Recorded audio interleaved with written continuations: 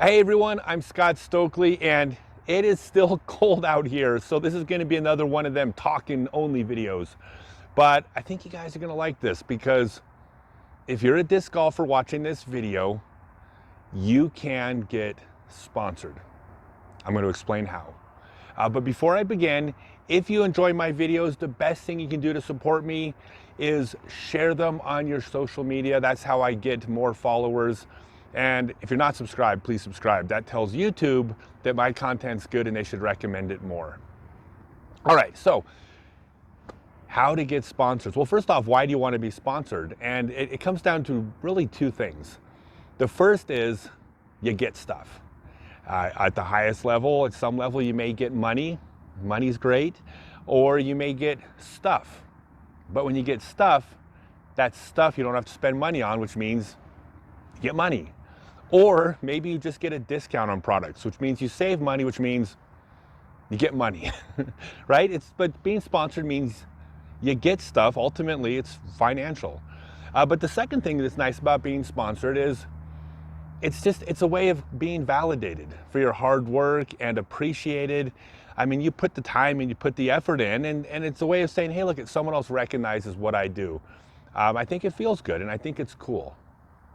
So when it comes to sponsorship, I think most people watching are probably thinking, I can't get sponsored because my rating's not high enough, or I haven't won enough tournaments, or I'm not playing in the right division because I'm playing not in the pro division, or maybe I'm just a kid, or maybe I haven't been playing that long. You name it. There's lots of reasons why you think you can't get sponsored.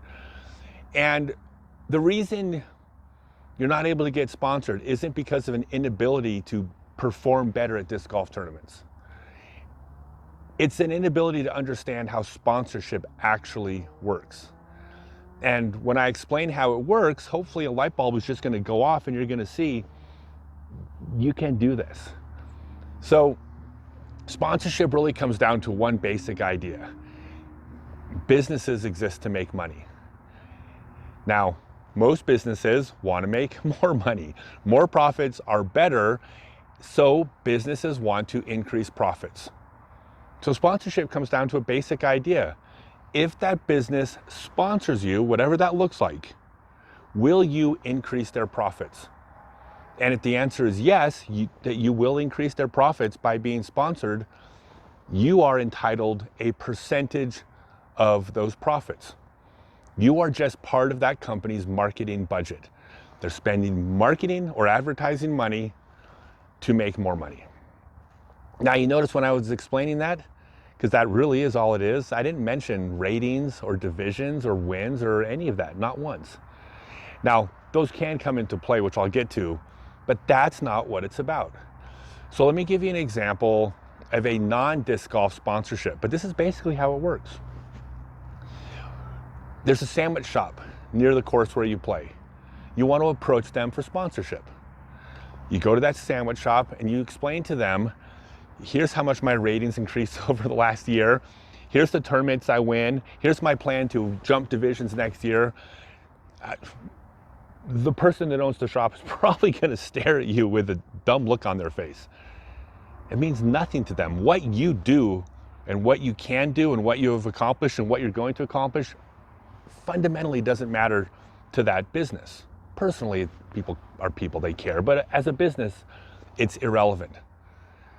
Instead, you go to that sandwich shop with, if you sponsor me, I'm going to bring you an extra 100 orders every month. It's not about what you do and what you can do. It's about what can you do for them. Now, any sensible business, when you approach them with, I'm going to bring you more business and make you more money, should be all ears at that point. If they're not, then they're not a good sponsor candidate. Not everybody will be, but a smart business will. The next step then is to try to determine how much business you're going to bring them by explaining to them what you're going to do. At that point, there's a negotiation. They're going to have an idea how much business that'll bring. You're going to have a different idea. You're probably going to overestimate how much business you bring them. They're probably going to want to underestimate it. But ultimately, if you can come to some type of agreement on what this will bring them, you can have an idea how much money they're going to make. So let's say you can bring them 100 orders a month. You agree on that. And they're making an average of $250 per order. Well, so every month your sponsorship is going to bring them $250 in profit. You are entitled to some of that money. You can then negotiate that you want them to pay your entry fee one tournament a month, $60.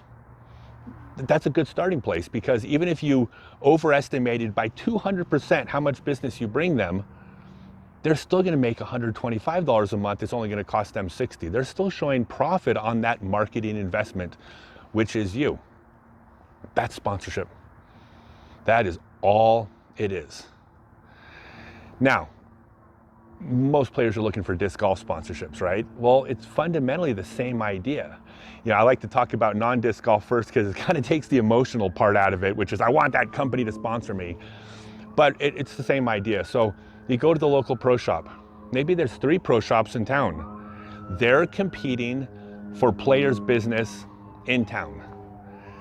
So if they sponsor you, what can you do to bring them business?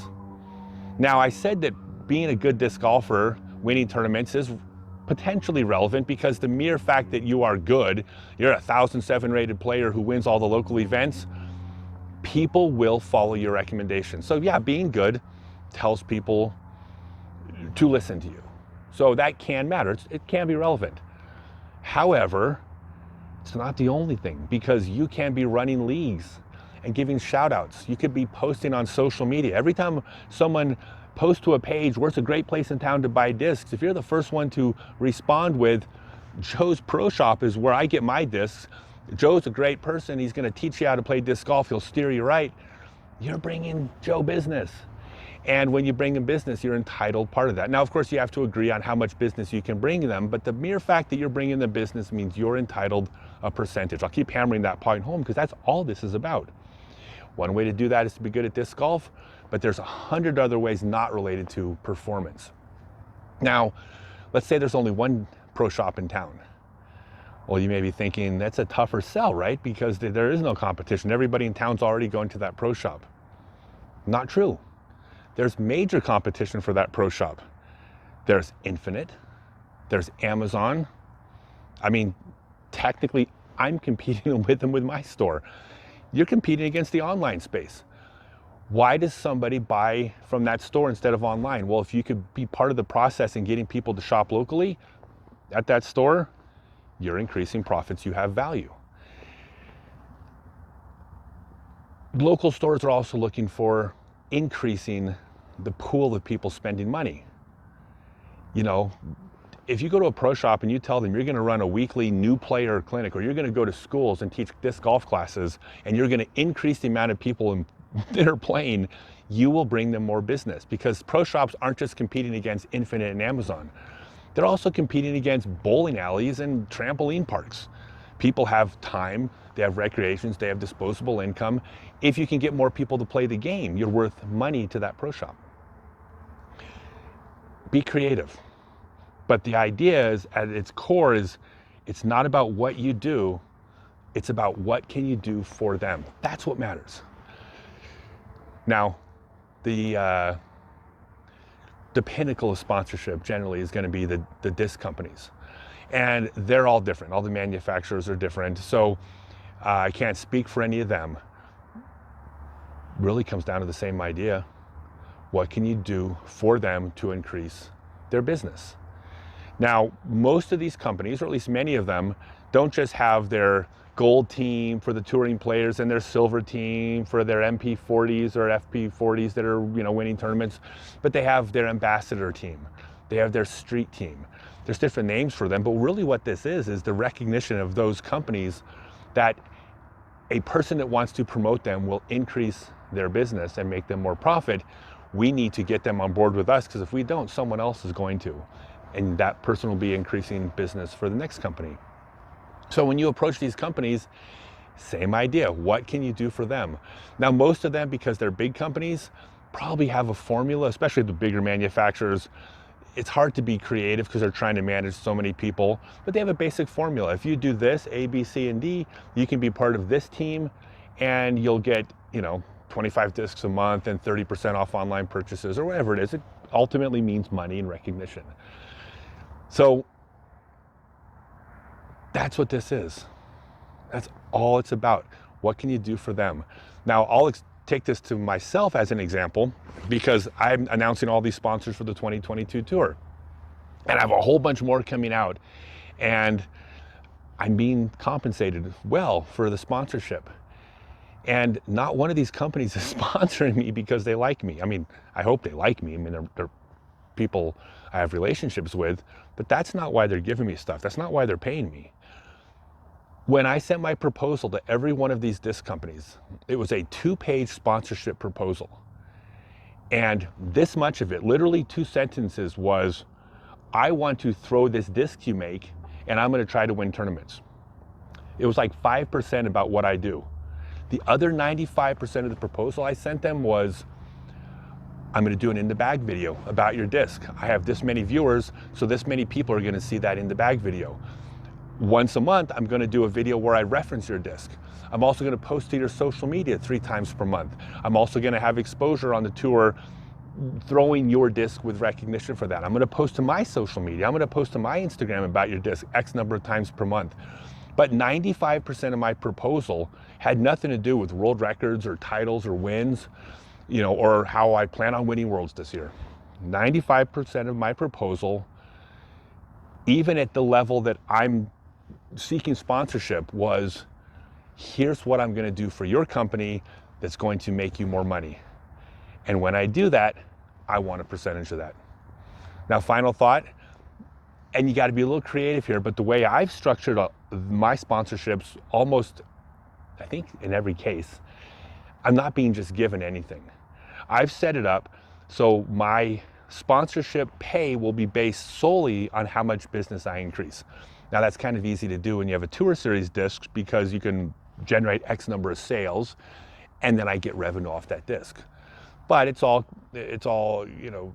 conditional upon how good I do at the things I say I'm going to do. Very safe place for a company to sponsor if they don't have to spend $1 unless I bring them $2 first. But you can do this with pro shops as well. You give out coupons. By the way, that sandwich shop down the street, same thing. Coupons, certificates, punch cards. Like, there's ways to where you can quantify exactly how much money you're bringing them, and that's a slam dunk. If you can tell a sponsor they don't have to pay you until you've brought them business, they're foolish not to sponsor you. So be creative, and I'll say it one more time. When you go approach these companies, it is not at all about what you do, what you've accomplished, what you're going to accomplish in disc golf. It's about how much more money can you make them because they sponsor you. Then you negotiate what your share is going to be. I really hope that helps, because being sponsored is great. Disc golf is not a cheap sport. It's a cheap entry sport. It gets expensive down the road, and anything that can cut those costs is fantastic in my book. So remember, if you like this video, subscribe, share it to your social media, and next time it'll be a little bit warmer, I'll do one of them throwing videos again. In fact, I still have the one I want to do next is about how I throw 50 feet farther through something that I do that's kind of unique. So I'm excited about that, but it's just too cold to do right now. So until next time, thanks everyone.